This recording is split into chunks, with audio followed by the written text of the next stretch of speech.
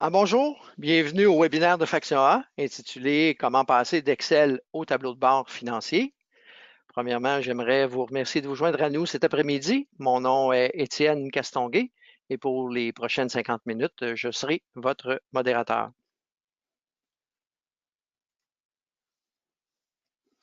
Alors, le webinaire d'aujourd'hui a pour but de vous présenter ce qui est possible de faire avec les technologies de Microsoft, naturellement, plus particulièrement avec Power BI, pour la création, étape par étape, là, de tableaux de bord interactifs dans un contexte spécifique aux finances.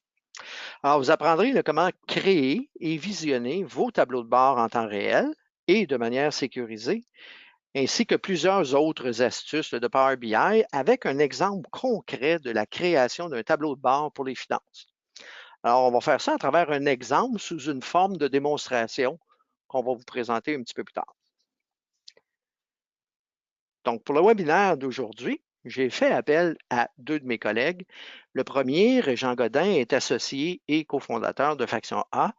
Régent compte plus de 25 années d'expérience en finance et il est naturellement très sensible aux défis que présente l'utilisation d'outils tels que Power BI dans un contexte de finance. Le deuxième, Alexis Morissette, est conseiller en solutions analytiques, communément appelé intelligence d'affaires ou BI. Alexis est détenteur d'une maîtrise en intelligence d'affaires et il est un praticien d'expérience avec Power BI, comme vous allez pouvoir le constater un petit peu plus tard. Alors, avant d'aller plus loin, j'aimerais rappeler à tout le monde que le webinaire se veut interactif, donc qu'il est possible de poser directement des questions par clavardage tout au long du webinaire. À toute fin, on va répondre aux questions reçues. Si jamais on manque de temps à cause de notre contrainte, on répondra aux questions individuellement, soit par courriel ou autrement, là, afin de s'assurer que tout le monde obtienne des réponses à leurs questions. Donc, on vous invite à poser toutes les questions que vous jugez pertinentes au fur et à mesure que la présentation va progresser. Finalement, j'aimerais aussi rappeler à tout le monde que vous aurez accès à une copie de la présentation par courriel quelques minutes tout de suite après que le webinaire sera terminé et que la présentation est aussi enregistrée. L'enregistrement, quant à lui, sera accessible à partir de demain si vous voulez, par exemple, le partager avec certains de vos collègues. Alors, on vous enverra un courriel vous donnant les hyperliens vous permettant d'accéder à l'enregistrement ainsi que la présentation. Donc, on va jeter un petit coup d'œil à l'agenda. Alors, on va commencer par regarder la façon dont la plupart d'entre nous générons des rapports financiers aujourd'hui, soit avec Excel, en utilisant, par exemple, des techniques comme les tableaux de croisée dynamiques. On va aussi voir comment on peut transformer ces chiffriers-là en tableaux de bord financiers interactifs. Et on va faire ça, comme je vous disais un peu plus tôt, à travers un exemple où on va produire un tableau de bord financier avec Power BI. Une fois qu'on aura fait ça, on reviendra avec une petite conclusion et on passera tout de suite à la période de questions. Alors, je vais passer le micro à mon collègue Régent. Donnez-moi une petite seconde. Alors, donc, je m'excuse pour le petit délai ici. Alors, Régent, à toi la parole. Bon, mais merci beaucoup, Étienne. Écoutez, bienvenue tout le monde à ce webinaire. J'espère que vous allez apprendre des choses aujourd'hui. D'abord, comme Étienne l'a si bien expliqué, on va juste revoir rapidement comment on fait les tableaux de bord avec Excel. Après ça, on va mettre un contexte d'une proposition plus moderne là, avec Power BI par la suite. Bon, évidemment, la base là, pour faire des chiffriers Excel puis faire monter des tableaux de bord avec Excel ou communément appelés des rapports, là, on va prendre les données de nos systèmes transactionnels et ou de nos systèmes financiers. Les financiers, ça peut être Akumba, Oracle, Azure, etc. Tout ça. Fait qu'on va prendre les données, puis c'est toutes des choses que vous devriez connaître très bien. Là. On va prendre les données, on va les mettre dans Excel. Bon, la première, écoutez, on va prendre des données, ça peut être des données comme on voit là, dans mon exemple, ça peut être des achats, des ventes, des mouvements d'inventaire, ça peut être toutes sortes de données. Là, on va les monter dans Excel. Un coup qu'ils vont être dans Excel, l'étape suivante après, on va vouloir les classer par dimension. Oups, excusez, ça va un petit peu trop vite. C'est-à-dire, les dimensions sont les suivantes, hein. Si par exemple, j'ai des achats ou des ventes, je vais vouloir peut-être les mettre par succursale, par géographie, par représentant, par client, etc. On va les classer comme ça. Fait que là, je vais avoir un chiffrier Excel qui va contenir mes données de base. Ensuite de ça, je vais avoir ajouté mes dimensions. Puis un coup que j'ai fait ça dans mes chiffriers Excel, les meilleurs d'entre nous vont avoir bâti un Power Pivot parce que c'est une fonctionnalité dans Excel qui est avancée. Vous n'avez pas à vous sentir mal de dire, mon Dieu, moi, j'en fais pas de ça. Très peu de gens en ont fait. De ce qu'on rencontre, parce que souvent, nous, on va aider les gens à prendre leur chiffre Excel puis mettre ça dans Power BI. Puis c'est très rare que quelqu'un m'arrive et dise, ah, ben regarde, moi, j'ai le modèle Power Pivot, est-ce que ça peut servir? On va voir tantôt que ça peut servir dans notre environnement plus moderne. Fait qu'ici, dans le fond, ce qu'on voit, hein, on voit au centre les données brutes, en fait, les, les données, la table de fait, en fait, donc là, comme ça. Puis à l'entour, comme ça, on voit toutes les dimensions. Hein, on voit ici les magasins, les succursales, la date, le produit. Avec ça, on a toutes les dimensions. Fait qu'on monte un modèle de données, en fait. On va voir tantôt que c'est très pratique. Là, on va vouloir faire ça tantôt aussi. Puis un coup que tout ça s'est monté, bien évidemment, là, mes données sont là, mes dimensions sont installées. Bien là, l'étape suivante, c'est de construire les rapports pour chacun des individus ou des utilisateurs. Hein, un représentant n'aura pas la même information qu'un directeur des ventes, qu'un vice-président en vente. Ça s'applique pour les achats, que ce soit les finances aussi, c'est la même chose. Si on veut voir un PNL, par exemple, par produit, par succursale, etc., tout ça, bien évidemment, plus on monte dans la hiérarchie corporative, plus la personne va avoir droit à plus de données. Puis même à ça, il va avoir droit à plus de données, mais peut-être d'informations qui est différente aussi, peut-être d'informations plus sommarisées. Fait que là, on va tout monter ça, etc. Puis un coup qu'on a tout monté nos rapports pour tous nos utilisateurs, bien, l'étape suivante, bien, c'est les mettre en PDF ou, par exemple, envoyer des chiffriers Excel qui vont être protégés. Hein, ça va être ça qu'on va vouloir faire. Puis un coup qu'on a fait ça, bien là, après, on va distribuer ça principalement par courriel. On va peut-être imprimer quelques documents là, pour des gens qui veulent ça papier, mais c'est très rare. Fait que bref, on envoie ça par courriel. Puis là, les gens, après, quand ils ont reçu ça, on sait que cette information-là va circuler un peu partout. Et puis, un des problèmes que ça cause, le fait de distribuer les rapports sous cette forme-là, bien, surtout un PDF, les gens vont recevoir l'information, on va dire, bon, là, j'ai eu mes ventes par territoire, je pourrais-tu avoir ça par produit, par marge? Fait que là, nous, les finances, hein, on va faire des rapports spéciaux selon les demandes. Parce que quand on envoie des documents comme ça, ben en fait, comme je dis souvent, on s'ajoute des questions. Les gens ont plus de questions, mais qu'on va répondre, on va donner des informations supplémentaires selon les demandes des gens.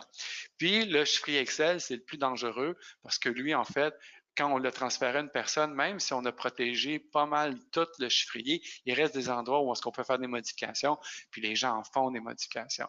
Parce que, par exemple, si le rapport est distribué le mercredi, puis les ventes sur le rapport correspondent au vendredi précédent, ben on va être tendance à mettre les ventes du lundi, mardi, puisque j'ai reçu ça mercredi, pour voir vraiment aujourd'hui ça a l'air de quoi. Puis des fois, on va estimer ça. Mais le problème que ça pose, quand après ça, je m'en vais en réunion, ben là, dans la réunion, les gens ont deux versions des chiffres. Il y en a qui arrivent, ah ben moi j'ai mis des ventes d'hier, ah ben moi j'ai pris ça vendredi dernier, puis moi j'ai ajouté, fait que là, bon, en tout cas, chaque réunion va commencer, puis va débuter en voulant, avec la volonté de vouloir tous s'entendre sur le même chiffre. Fait que ça cause un peu de problème là-dessus. On voit que peut-être Power BI, on va quand même peut-être capable de régler ça. Fait que ça, c'est ça qu'on fait d'habitude hein, avec les Excel. Là, maintenant, ce qu'on propose, c'est de prendre les données au même endroit, les mêmes systèmes opérationnels et financiers, mais de les mettre, par exemple, on va essayer de bâtir dans une, non, pas dans un entrepôt de données, on appelle ça un entrepôt de données, mais dans le fond, c'est une base de données. Hein. Puis la base de données, bien, c'est Azure Data Factory, c'est un beau grand nom, mais dans le fond, c'est une base de données SQL Server qui est dans le cloud, parce que hein, Power BI est disponible seulement dans le cloud, fait que on va tout mettre ça dans le cloud. Fait que là, on prend nos données, on les met dans une base de données, on organise ça, parce qu'on va aussi vouloir harmoniser les données. Si par exemple, harmoniser les données, c'est tout simplement prendre par exemple une vente en Ontario puis une vente au Québec, ben les deux ont des taxes différents. Fait que si mes ventes, si les données que j'ai emmenées dans mon chiffrier Excel inclut les taxes, ben, il faut que j'enlève les taxes pour pouvoir faire l'analyse comparative entre les deux provinces. Fait que c'est ça de l'harmonisation. Mais ça, cette harmonisation-là va se faire maintenant automatique parce qu'on va faire des règles de transformation qu'à chaque fois qu'on va reprendre les données, ben, il va savoir que ces données-là, on enlève le montant de taxes, etc., tout ça. Que ça, en premier, on va harmoniser les données, on va les transformer, on va bâtir un entrepôt de données, puis ensuite, ben là, vous voyez hein, le modèle qu'on avait tout à l'heure, en fait, le cube, communément appelé un cube, ben, si vous l'avez déjà fait avec Power Pivot, on va le récupérer. C'est super intéressant. Sinon, si vous ne l'avez pas, ben écoutez, on va juste le bâtir. Puis vu qu'on a un entrepôt de données, ça va être facile de bâtir ça parce que nos dimensions vont être très bien identifiées. On sait c'est quoi les dimensions qu'on veut, puis les tables de fait maintenant sont solides et puis vérifiées. Fait que là, à ce moment-là, à partir de ça, ben, on va tout aussi mettre toutes les règles d'affaires là-dedans. Hein? Qu'est-ce qui est une vente, un représentant, etc. On va tout mettre des petites règles d'affaires qui vont nous permettre de pouvoir présenter, hein, parce que l'étape suivante, c'est de présenter nos données sous forme de tableau de bord. Ben, ce qui va être intéressant là-dedans, vu qu'on a un modèle comme ça maintenant, on va pouvoir, si par exemple on se pose la question, les vendre dans un certain territoire, ben, si on veut par exemple avoir le produit qui a, par exemple, performé le plus au niveau de la profitabilité, bien là, avec un tableau de bord, on va pouvoir, il y a des filtres automatiques comme vous voyez en haut, mais dans la démo, vous allez voir ça plus facilement, mais on va driller dedans, communément, on va forer dans les données. Là, ça veut dire quoi? Ça veut dire que les gens, s'ils ont une question, bien, ils vont avoir leur réponse tout de suite. Ils vont avoir accès à la réponse tout de suite. Potentiellement, ils ne nous appelleront plus. Ça ne veut pas dire qu'ils ne nous appelleront plus jamais, parce que le tableau de bord va avoir aussi ses limites, mais généralement, là, on va jusqu'à la plus petite granularité possible dans les données. Fait que généralement, ça répond écoute, à 98 des réponses. Fait que ça, c'est intéressant pour ça. Fait que les tableaux de bord, eux, par contre, ils ne seront pas distribués par courriel. Ils vont être distribués ben, les gens, en fait, il n'y a plus de distribution. Les gens ils vont aller ils vont avoir accès à leur tableau de bord à travers la sécurité corporative qui existe chez vous. C'est-à-dire, ben moi, par exemple, j'ouvre mon PC le matin, mais là, pour me loguer, en fait, je me logue, je me retrouve dans mon environnement corporatif, ben, automatiquement, j'ai accès à mes tableaux de bord. Puis le tableau de bord, il va être rafraîchi à la journée, à la semaine, au mois, selon les besoins, puis selon aussi la disponibilité des systèmes transactionnels. Si, par exemple, mes financiers, je mets à jour telle donnée une fois par mois, ça va être difficile de l'avoir à tous les jours. Mais généralement, on décide d'une fréquence. Fait que là, si il y a eu un tableau de bord, mettons, de rafraîchi le vendredi dernier, mais il n'y a personne qui a accès à aucune donnée, puis ils ne peuvent pas rien faire avec le tableau de bord. Donc, je rentre dans mes réunions, là, s'il n'y a plus de discussion possible, le tableau de bord, c'est le même pour tout le monde. Fait que là, on part, puis on s'en va avec ça. S'il y a, par exemple, un rafraîchissement à la journée, ben, si j'arrive le mercredi pour mes ventes, ben, j'ai les ventes de la journée précédente, fait que tout le monde est content. Fait que la distribution, il n'y en a plus là-dedans, les gens vont avoir accès directement au tableau de bord, fait que j'ai pas à me préoccuper de ça. Évidemment, c'est pas tout le monde qui a le même tableau de bord. Hein? Fait que la distribution des rapports va être, par exemple, selon le rôle de chacun. Je vais vous dire ça plus tard, comment ça fonctionne, mais vous voyez les tableaux croisés ici, en fait, ça se trouve être Excel. Bien évidemment, Power BI, il y a plein de fonctionnalités intéressantes. En gros, ce qu'on doit retenir, c'est que la donnée part du système transactionnel, puis elle va directement au tableau de bord, puis personne ne touche plus à rien. Quand on va, par exemple, vouloir toucher aux différentes étapes de production du tableau de bord, c'est parce que les objectifs de la compagnie vont avoir changé, c'est parce qu'on va avoir, par exemple, ajouté une ligne d'affaires. C'est juste dans des cas comme ça qu'on va changer. Puis, effectivement, là, il va changer tout le temps. Surtout le tableau de bord, en avant, on va le changer quand même assez constamment parce que les gens changent d'objectif. Je veux mesurer la marge, non, je veux mesurer les ventes, je veux juste mesurer, par exemple, un territoire, je veux juste mesurer les coûts. Ça change ça dans le temps, habituellement une fois par année parce qu'on se donne des objectifs différents. Mais bref, le tableau de bord, on sait qu'il va changer quand même souvent. Fait que, bon, évidemment, on voit très bien que Power BI a un gros avantage là, sur Excel, finalement. C'est beaucoup plus robuste et solide. Puis je reviens ici, là, au niveau de la définition des rôles, hein, parce que quand les gens vont avoir accès à leur tableau de bord, ben si par exemple je suis le vice-président, le directeur financier ou un fournisseur, ben j'aurai pas moi les mêmes données. Fait qu'on définit tous les rôles d'abord d'avance. Fait qu'on dit, cette personne-là a le droit à ces données-là, puis lui, il va avoir tel type de tableau de bord. Un coup qu'on a tous décidé ça, les gens, c'est impossible, ils ne peuvent pas avoir les données des autres, etc. Fait que ça, c'est magnifique. On ne peut pas se tromper dans la distribution de rapports. Un coup qu'on a réglé les rôles, ben c'est ça. Les gens n'ont pas accès à d'autres choses. Tandis qu'avec un chiffrier Excel, encore une fois, puis un PDF, à cause que c'est par courriel, les gens peuvent faire suivre ce courriel-là à quelqu'un d'autre, puis là, à un moment donné, il y a une information qui circule dans l'entreprise auprès de gens qui ne devraient pas voir cette information-là. Tandis qu'avec ça, c'est impossible. On ne peut pas faire ça. Puis la dernière chose, les changements des mesures, règles d'affaires, la présentation de ça, c'est aussi des permissions assignées. Généralement, les gens vont avoir une personne ou même deux, dépendamment du volume que vous avez puis la taille de votre entreprise, qui va changer les tableaux de bord, les règles d'affaires, etc. Tout ça, on met un nombre de personnes très limité là-dessus parce que ça, évidemment, c'est comme si je vous donnais un chiffrier Excel complet avec toutes les formules. Ben là, faites ce que vous voulez. Ben là, évidemment, les gens vont faire des choses là-dedans que l'autre ne comprendra pas. Fait que c'est difficile à gérer. Fait qu'on met une personne ou deux là-dessus au niveau du changement des règles d'affaires à long terme. Puis ça aussi, c'est une chose qui fonctionne très bien. Bon, écoutez, puis dans Power BI, ce qui n'est pas possible avec Excel, les gens reçoivent des tableaux de bord, mais on n'est pas obligé nécessairement de lire l'information qu'il y a là ou d'essayer de trouver vraiment, bon, ben écoute, j'ai le tableau de bord, qu'est-ce qui devrait me préoccuper dans toute l'information qu'il y a là? On peut régler ça facilement en mettant des alertes. Si par exemple, je n'importe quoi, les ventes sont diminuent de plus de 10 dans tel territoire de tel représentant ou de tel produit, ou par exemple, tel fournisseur dépasse tant de dollars, par exemple, dans le mois, bon, ben là, envoie-moi une alerte, puis moi, je vais m'en occuper. Fait qu'on peut faire un paquet d'alertes comme ça. On n'est pas limité à une, on peut en mettre plein. Fait que, puis ça, c'est l'utilisateur qui va faire ça lui-même.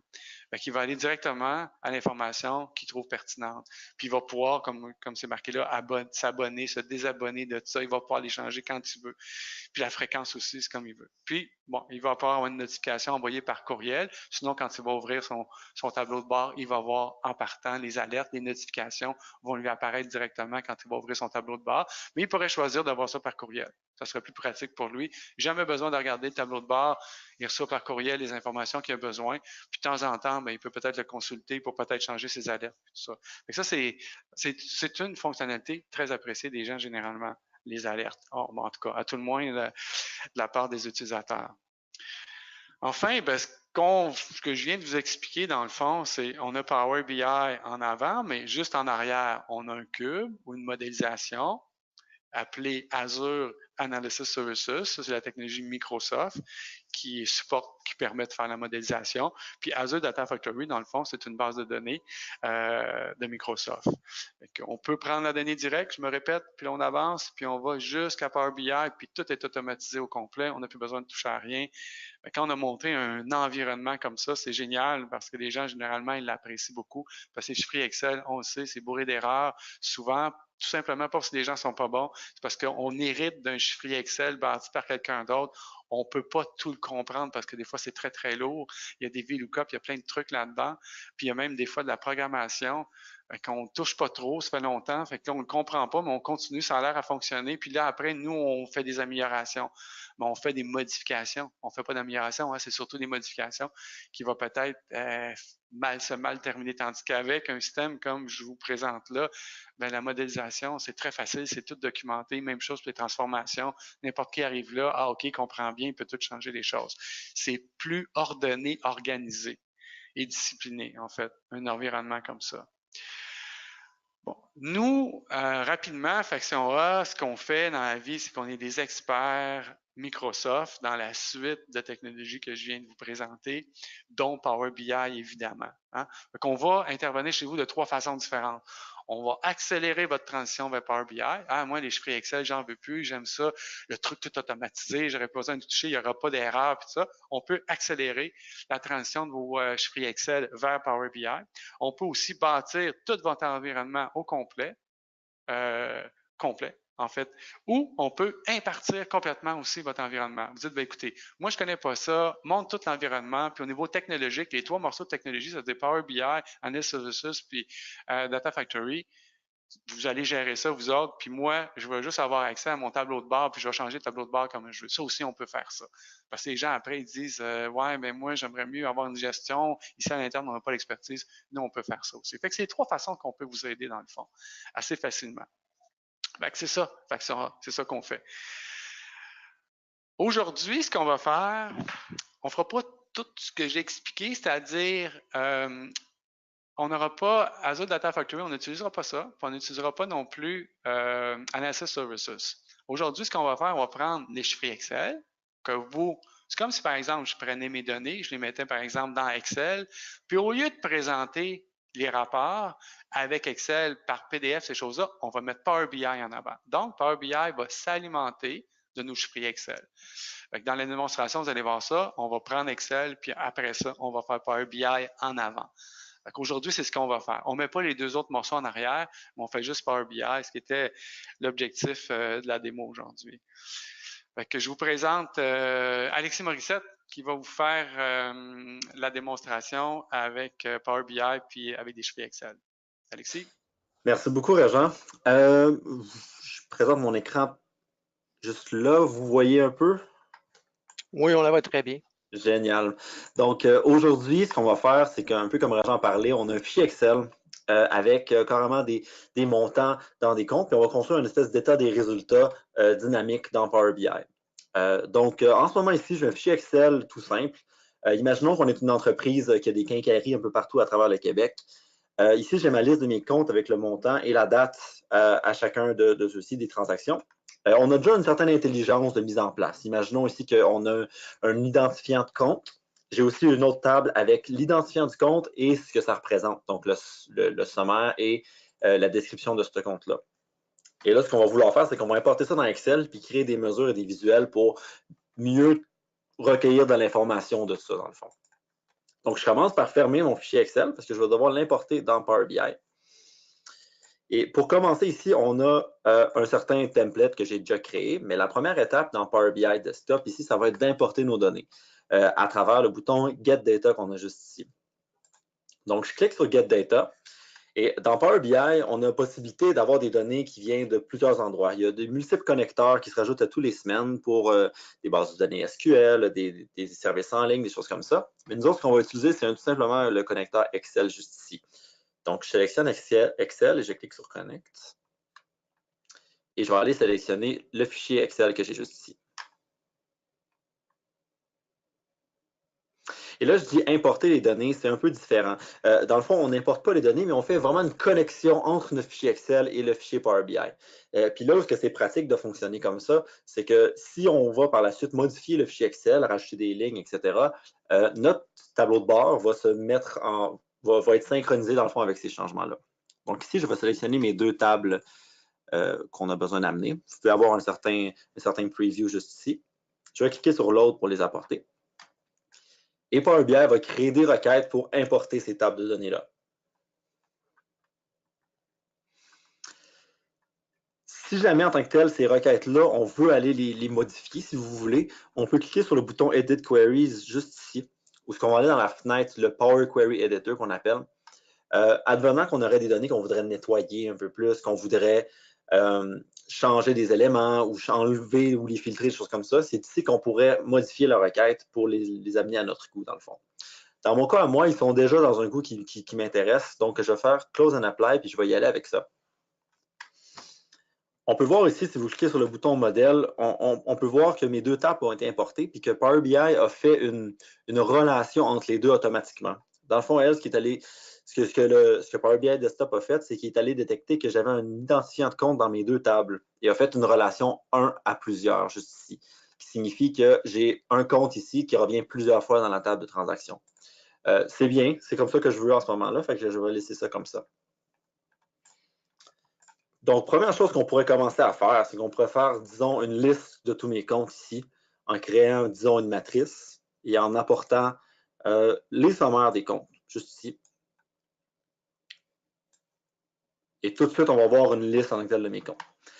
Dans un état des résultats, tous ces sommaires-là sont représentés, mais généralement, ils ne sont pas dans cet ordre-là ici. L'autre que vous voyez en ce moment, vu que c'est des données de type texte, c'est un ordre alphabétique, bien entendu. Donc, autres dépenses commence en haut. on a déjà pensé à ça, nous autres, et on a créé une colonne dans notre table de compte, si vous voulez, qui met un ordre sur les sommaires jusqu'ici. Là, maintenant, tout ce qu'on doit faire, c'est dire à Power BI de prendre la colonne sommaire ici et d'aller dans l'onglet Modeling et Sort by Column, puis lui dire mets-toi en ordre avec la colonne Sort sommaire et non en ordre alphabétique. Donc, je vais changer ça ici pour Sort sommaire. Et par défaut, maintenant, chiffre d'affaires devrait arriver en haut comme on le désire. Rajoutons à ça, par exemple, disons, la description des comptes. Ce qui fait qu'on pourrait maintenant utiliser des fonctionnalités de drill down dans Power BI, donc aller, disons, de chiffre d'affaires à les comptes intérieurs de chiffre d'affaires, où on pourrait toutes les exploser ensemble et voir la liste juste ici, qui nous donne un peu la liste de tout ça. Donc ça, c'est bien beau, mais on va attribuer maintenant des montants à ces comptes-là. Donc, dans ma table de transactions juste ici, j'ai une colonne montant qui est sortie de mon fichier Excel. Je pourrais, si je voudrais, tout simplement prendre la colonne et l'apporter dans les values de ce visuel-là, et automatiquement, on me ferait la somme de ces montants ici. Par contre, ce que je vais faire, et ce que je vous recommande généralement de faire aussi, c'est de créer une mesure en DAX pour utiliser dans mon visuel. Le DAX, ce que c'est un peu le langage qui est utilisé par Microsoft ici dans Power BI pour créer des mesures, des colonnes calculées, des tables, des choses comme ça. Ça ressemble beaucoup au langage qu'on a dans Excel. Si vous êtes habitué de faire des fonctions dans Excel, des sommes, des recherches verticales, des choses comme ça, c'est relativement facile d'apprendre le DAX. Le DAX peut aller très loin, bien entendu, mais de commencer, ça se fait plutôt bien. Je vais vous donner un exemple juste ici. Si je fais un clic droit sur ma table et je fais New Measure, je vais faire une mesure toute simple qui va faire la somme de ma colonne montant, dans le fond. Appelons-la, disons, montant total. Et je vais faire la fonction somme de ma colonne montant, juste ici. Et là, ce que ça va faire, c'est que ça va faire une mesure que je vais pouvoir réutiliser à d'autres endroits. Pourquoi en tant que tel que c'est mieux que tout simplement utiliser la colonne? Personnellement, je trouve que vous avez plus de contrôle un peu sur la mesure, mais aussi ce qui est intéressant, c'est que vous pouvez la réutiliser dans d'autres mesures également. Disons par exemple ici que je l'apporte. Vous allez voir, c'est environ, ça devrait être le même chiffre. Je vais enlever mon ancienne et on pourrait changer, disons, le format pour qu'il soit en dollars dans mon équation. Donc, vous avez ici un format en dollars pour montant. Donc là, c'est bien intéressant. On a les montants par contre dans notre visuel. Ceci étant dit, on a plusieurs années, nous autres, dans nos données. On a 2016, 2017.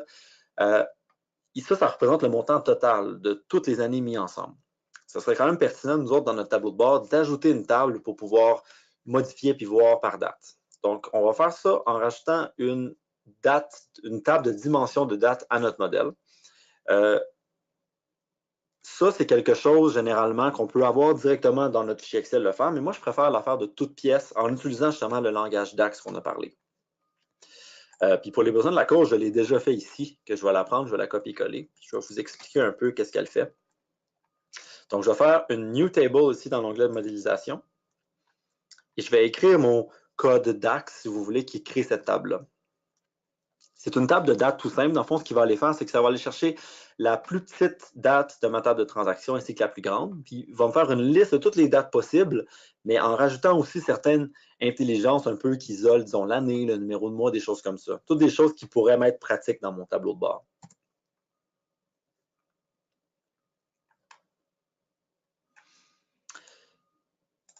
Et là, en tant que tel, on peut aller regarder dans le modèle que j'ai une nouvelle table qui a été créée ici, qui est la table de date.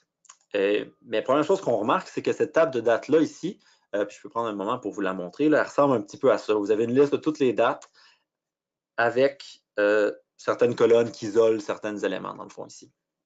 La seule chose qui me reste à faire, c'est de l'intégrer à mon modèle pour qu'on soit capable de faire la relation. Donc, je vais faire une relation entre la colonne date, ici, ainsi que la colonne date dans ma table de transaction. Et là, vous voyez, j'ai une relation de 1 à plusieurs. Donc, je vais être capable d'analyser mes transactions par des dates. Une autre chose que je vais faire en tant que tel, c'est que je vais définir cette table de date-là comme une table de date par Power BI, en faisant un clic droit dessus et en faisant Mark as Date Table, juste ici.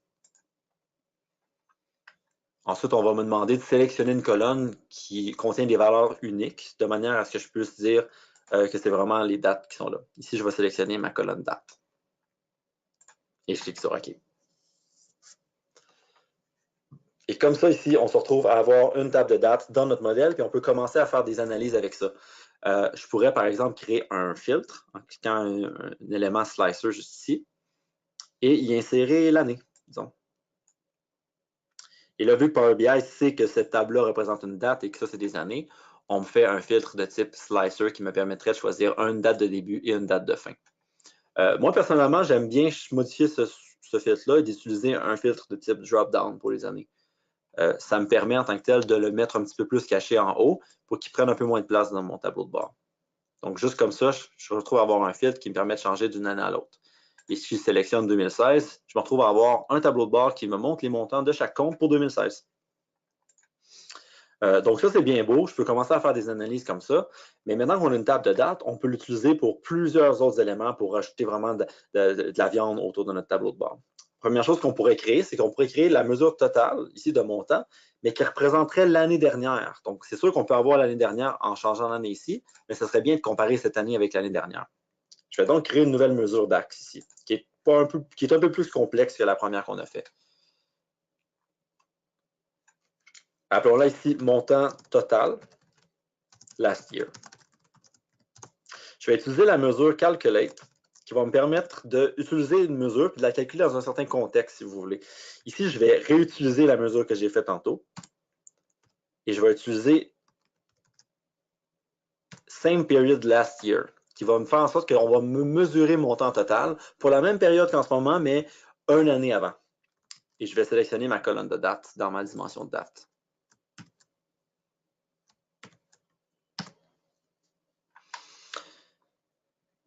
Ça, c'est des mesures généralement qu'on va appeler, par exemple, du time intelligence généralement, où ce qu'on va comparer une mesure, par exemple, avec cette même mesure-là, mais dans le temps, dans un autre moment.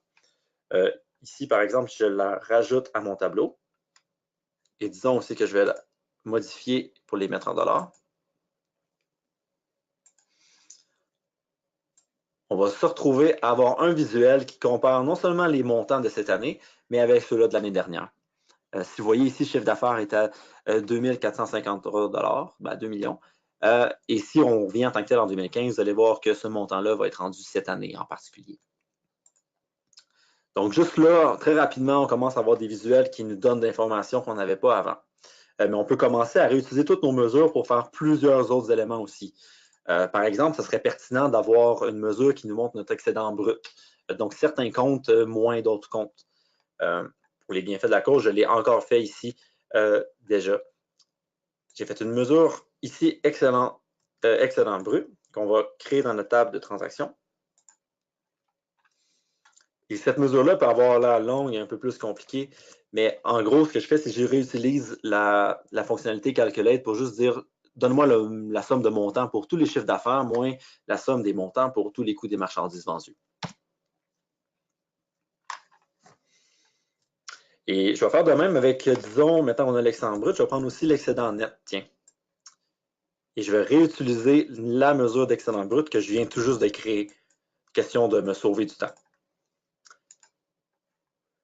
Généralement, de réutiliser les mesures, ça sauve du temps, mais aussi ce qui est très pertinent, c'est que si, par exemple, pour une raison quelconque, mon excédent brut devait changer, je devrais le calculer d'une autre manière, eh bien, je n'aurais pas besoin d'aller changer dans plein de mesures à la fois. Je vais pouvoir simplement changer une place, puis ça va impacter toutes mes mesures qu'il utilise par la suite. Donc, très similaire à excédent net, je commence d'excédent brut ici et je retire plusieurs éléments, comme par exemple les frais, pour arriver à mon excédent net. Donc, avec ces mesures-là, je pourrais me rajouter plusieurs indicateurs, par exemple, des cartes comme ça ici, où ce que j'aurais, par exemple, mon excédent brut.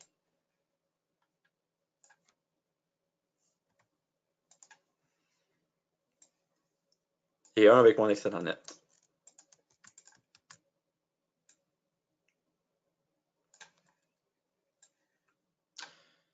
Et là, vous allez sûrement me voir venir un peu avec ça, mais on pourrait commencer à faire exactement la même chose qu'on a fait avec les montants total, mais qu'on pourrait apporter ces mesures-là en Time Intelligence avec l'année dernière. Donc, si par exemple, je crée une nouvelle mesure où ce que je vais faire l'excédent brut pour l'année dernière, puis je pourrais en faire une avec excédent net aussi. Appelons-la, par exemple, excédent brut last year, simplement. Je réutilise ma fonction calculate, qui est très pratique.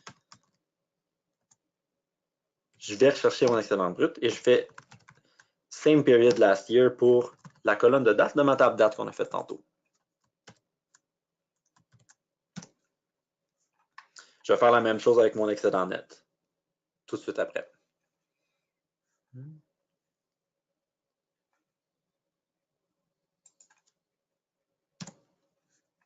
Et voilà.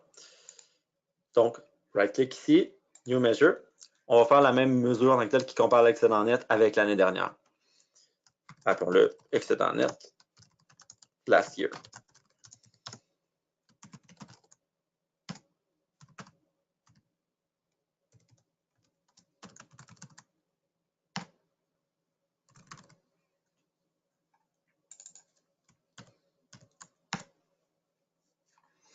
Maintenant que toutes mes mesures sont faites, je pourrais répliquer en tant que tel ces petits visuels-là que j'ai faits en faisant copier-coller et en les ajoutant juste par la suite. Donc ici, je pourrais avoir par exemple excédent brut l'année dernière et je pourrais avoir excédent net l'année dernière. Tout comme mon visuel ici, chacun de ces éléments-là sont filtrés par ça ici. Fait que je pourrais en dire montre-moi-les pour 2017, ce que je n'ai pas vraiment donné, mais avec 2015 aussi, où est-ce qu'on pourrait avoir d'autres informations sur ce que j'ai. Et là, on commence à avoir un tableau de bord qui nous donne l'information un peu sur les différents comptes, mais qui nous donne aussi une information globale avec des gros chiffres qui nous sortent tout de suite sur la situation de notre entreprise ici. On pourrait même réutiliser ces données-là en tant que telles, ces mesures-là qu'on a créées dans plein d'autres visuels. Comme par exemple, on pourrait utiliser notre table date et se faire un line chart qui montrait l'excédent net à travers l'année, disons. Par exemple, je pourrais rajouter excédent net ici à ce nouveau visuel-là, un line chart. Puis disons aussi qu'on pourrait le comparer avec excédent net l'année dernière. Donc là, c'est plus ou moins intéressant, mais quand on commence à rajouter, disons, des éléments comme l'année, on peut les voir par année. On pourrait les rajouter par mois également. Donc là, ici, j'ai créé une hiérarchie où je peux passer d'une année et l'utilisateur pourrait dire je veux avoir plus d'informations. Je clique sur 2016 et là, je peux voir les mois à travers le temps. Quelque chose que vous allez probablement déjà remarquer tout de suite, c'est que mes mois sont ici, mais ils sont un peu dans une drôle d'ordre. Un peu comme vous vous rappelez tantôt, mes mois ici sont en ordre alphabétique parce que c'est des données de type texte. Comme on a fait tantôt avec la liste des sommaires, c'est important par la suite de prendre ces mois-là et de les mettre dans un ordre qui vont faire du sens. On peut le faire exactement de la même manière qu'on l'a fait autrefois. Donc, je vais aller dans ma table date ici, la dimension de date. Je vais sélectionner mon mois long et je vais le mettre en ordre en utilisant le bouton Sort by Column, en utilisant ma colonne numéro de mois. Donc, 1 va être égal à janvier, 2 février, etc.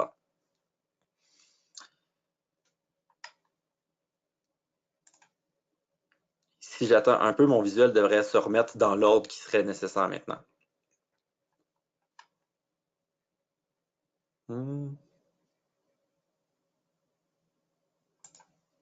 Voyons voir. Et voilà, OK.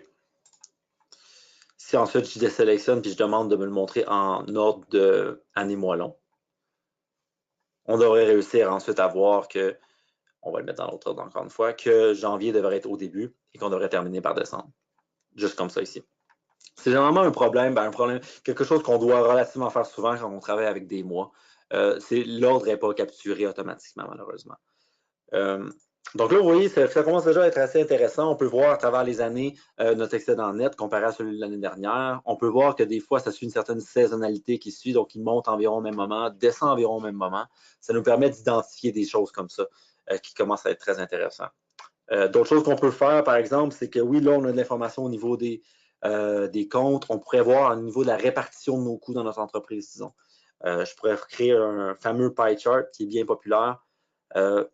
Décider de montrer, disons, notre colonne montant, ici, par sommaire de compte, tiens. Et là, je pourrais voir le niveau de chacun de mes comptes dans sa proportion totale. Pour les besoins de la cause, ici, on pourrait enlever, par exemple, chiffre d'affaires pour focuser seulement sur les coûts. Donc, je pourrais modifier le filtre de ce visuel-là en décidant d'inclure tout, sauf chiffre d'affaires. Question qu'on voit la proportion de tous ces éléments-là. Je pourrais, par exemple, modifier le format ici pour modifier les étiquettes en allant dans Detail Labels et changer ça pour, par exemple, catégorie et le pourcentage, de manière à ce qu'on montre que, par exemple, le coût des marchandises vendues équivaut à 16,26%. On pourrait ajouter plein de sortes de choses à ça en tant que tel qui pourraient être intéressantes, comme on pourrait ajouter la description juste en dessous, qui permettrait, par exemple, à l'utilisateur de dire, disons par exemple que les frais d'opération, les frais administratifs sont plutôt hauts. On pourrait aller à l'intérieur puis voir la répartition de ces frais-là à travers, en tant que tel, notre mois ici. Donc, allant de frais administratifs à assurance, divers, etc. Et comme n'importe quoi, ça, c'est des choses qui vont être filtrées. Donc là, vous avez l'année 2016 ici. On pourrait changer pour une autre année. On pourrait focuser sur, par exemple, juin, en cliquant carrément sur juin ici, en désactivant ça avant, en cliquant sur juin et en voyant la répartition des comptes, non seulement à gauche pour juin, mais aussi comparé avec les frais totaux en tant que tel de notre année, sont grand commun. Fait que là, tout de suite, rapidement, on a un tableau de bord qu'on a pris peut-être une vingtaine de minutes à faire, qui commence déjà à être pratique puis qui est très important, qui est réutilisable à travers le temps. Advenant l'année prochaine que j'ai des données de plus dans mon grand livre, j'y rajouterai dans mon fichier Excel, je n'aurai pas besoin de modifier rien et mon tableau de bord se mettrait à jour automatiquement. Et là, votre imagination, elle peut aller de tout part, de tout côté. En tant que tel, on peut créer, mettons, un filtre, on peut utiliser les autres éléments qu'on a. Là. On peut faire, par exemple, un filtre par magasin, disons, où ce qu'on utiliserait le magasin juste ici, que j'ai déjà dans mes données, à la place d'année. Ce qui me permettrait de dire, je veux voir mon tableau de bord pour 2016 pour le magasin de Québec, par exemple. On pourrait faire pareil, disons, pour les départements de nos magasins. On a de l'information au niveau des départements. Donc, on pourrait tout de suite commencer à dire, par exemple, pour les magasins de Québec, dans le département du jardinage, comment sont mes chiffres? Et là, vu qu'on a déjà ces données-là, ça ne nous demande pas un effort additionnel de faire ces analyses. Ils sont déjà toutes comme ça ici. Donc, c'est pas mal ça pour moi ici. Je pourrais vous montrer, je vais prendre un moment, je pourrais peut-être vous montrer, par exemple, là, on n'a pas mis beaucoup de temps à le faire joli, mais on pourrait prendre un moment, disons, par la suite pour mettre ça cute. Je me dis généralement, quand on a un tableau de bord qu'on voit tous les jours, pourquoi pas le mettre joli également. Donc, ça ici, c'est un autre tableau de bord qui est similaire à celui-là, mais dans lequel on a mis peut-être un peu plus de temps pour le mettre à notre goût. Et je vais aussi en partir un autre en cahier, prendre juste un moment pour vous montrer ça aussi. Donc, il y a possibilité de changer des formats, de changer les couleurs de chaque élément, de mettre la mise en forme conditionnelle aussi, de manière à avoir un tableau de bord qui est 100% interactif. Donc, par exemple, ici, on aurait un exemple, s'il peut loader, de ce tableau de bord-là dans lequel on aurait mis peut-être un peu plus d'effort pour faire certains titres, mettre de la mise en forme conditionnelle ou même certaines couleurs dans notre tableau de bord.